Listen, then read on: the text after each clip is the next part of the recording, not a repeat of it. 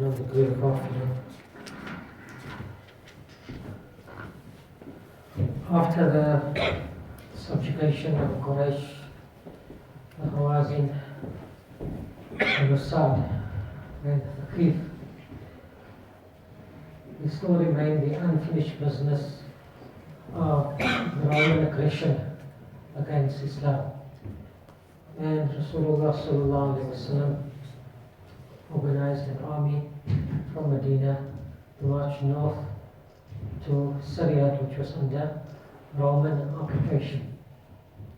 Normally, Rasulullah sallallahu alaihi wasallam employed the means called tawriyah when engaged, when preparing for battle. Rather, tawriyah is not lying that would be beneath the dignity of Rasulullah sallallahu alaihi wasallam, but tawriyah is to plan in such a way that the enemy is not allowed to prepare. So, for example, if Rasulullah sallallahu alaihi wasallam is intending to march to a certain place in the east, and then he will make great inquiries in public about a certain place in the south. So the spies would say, no, there's lots of inquiries about the south, we need to prepare in the south. And they would be put off guard when in fact Rasulullah sallallahu alaihi wasallam did march to the east. But now the journey to the north was going to be so far and so long and so difficult, there was no time for this kind of preparation. Rasulullah announced straight out that this is where we are going to go. And it was intense heat, it was great difficulty. It's called Jaysh al-Usra, the army of difficulty. Rasulullah sallallahu alaihi wasallam called for funds. It's famous that Umar al-Anus resolved that competition in good deeds is a good thing. We always compete in worldly things, but the Quran encourages us to compete with each other in good deeds. So this about Umar al-Anhu wanting to compete with Abu Bakr al-Anhu and surpassing is a command of the Quran, nothing wrong about it at all. And there's no haram jealousy in such competition in matters of deen, in matters of the akhirah, wanting to be the best in such things. So Umar al-Anhu resolved that today I will be spending more in the path of Allah than Abu Bakr. And he divides all his wealth in half and gives actually a bit more than half in the way of Allah. Because, for example, if it was a set of jewelry, let's say splitting in half is of no use, give the full set in the way of Allah. And he gave such an amount, he was certain that today Abu Bakr can't complete. And he gives it, and when Abu Bakr comes with his charity, Umar said, this is half, and Rasulullah was questioned, what have you left behind? I've left the same, I've left half behind. And Abu Bakr al-Anhu, what have you left behind? He said, I've left Allah and His Rasul sallallahu alayhi wa sallam behind. Abu Bakr al-Anhu could never be competed with, always far ahead. Aisha radhiyallahu once asked Rasulullah sallallahu alayhi wa sallam that, is there anybody whose virtues equal the amount of stars? That seems uncountable in the heavens, but of course in the knowledge of Allah it is countable. And Rasulullah sallallahu alayhi wa sallam replied, it is Umar. And Aisha was taken aback, not just because Abu Bakr is known for his primary position, but also she is the daughter of Abu Bakr. So obviously she has a great affection for her own father. And she said, Natwa Abu Bakr. And Rasulullah replied that all the deeds of Umar combined is only equal to a single deed of Abu Bakr, such as his status.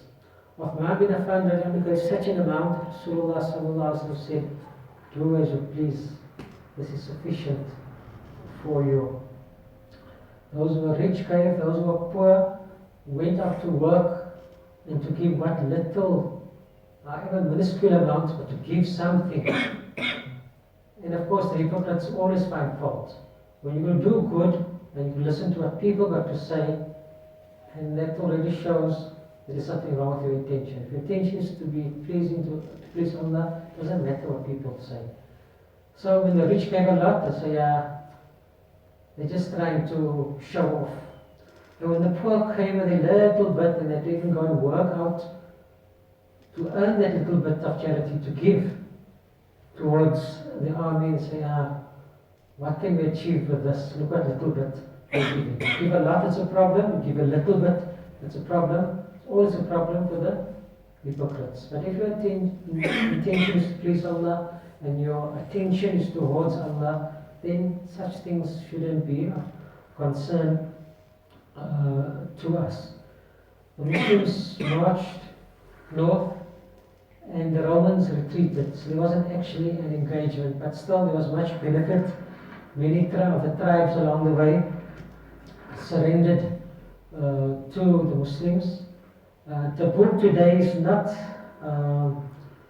it's part counted in the Arabia's peninsula, in Arabia's borders today, but traditionally Islamically it is part of the lands of Sham, Syria, which was under Roman rule in that time. On the way back, the leader of the hypocrites, he tried to stoke up trouble, and he said, when we go back to Madīnah, then we, the honorable people, will expel this disgusting lowlife, the Muhajirin, the people of Makkah. A young boy, Zayd bin ʿArqam, he overheard, and he said, I'm going to report you to Rasulullah sallallahu alaihi wasallam. How can you say this about Rasulullah sallallahu alaihi wasallam and the Muhajirin and the people of Makkah? So when Zayd reported this to Rasulullah sallallahu alaihi wasallam, the elders of the Anṣār, they said that this is a little boy, and Abdullah bin Ubay whatever, but he is one of our respected chiefs amongst our tribes. And they had a valid point that, in all fairness, sometimes we have to look also at a person's bearing and standing, and there was no evidence. He had no witnesses besides himself. But Allah stood witness for him, and Allah revealed in the Quran that this is in fact what Abdullah bin Ubay had said. So sometimes a person will take to be the junior, the lesser person, lower status, but that person can have the highest status in the eyes of Allah subhanahu wa ta'ala. So this is one of the many kind of fitna, mischief which Abdullah bin Ubay had tried to cause amongst the Muslims. The other incident which had happened before that was, of course, where Abdullah bin Ubay had tried to implicate that our mother Aisha radiallahu anha, the mother of the believers, had committed the act of adultery with Safwan radiallahu anhu. Of course, a vile, despicable lie, and again, as in the incident of Zayd bin ʿArqam radiallahu anhu, Allah came to the defense of our mother Aisha radiallahu anha, and amongst the many virtues of Aisha radiallahu anha is this, that Allah revealed not one, but 10 ayat in Surah Nur, clarifying the virtue and the innocence of our mother Aisha radiallahu anha. The people who call themselves the Shia of Ali, the party of Ali, although we in fact, we are the party of Ali, We are the party of every Sahabi of Rasulullah sallallahu alayhi wa sallam. So I am a Shia and you are a Shia. We are the real Shia, the Ahlus Sunnah wal Jama'ah. But those who claim to be Shia, those who use that name, it is part of their belief. And they side with Abdullah bin Ubay on this issue, and they say Aisha radiallahu anha was an adulteress, a zania, a prostitute, and Allah cursed them in their lives. Whereas Allah has revealed not one, but 10 ayat in her defense.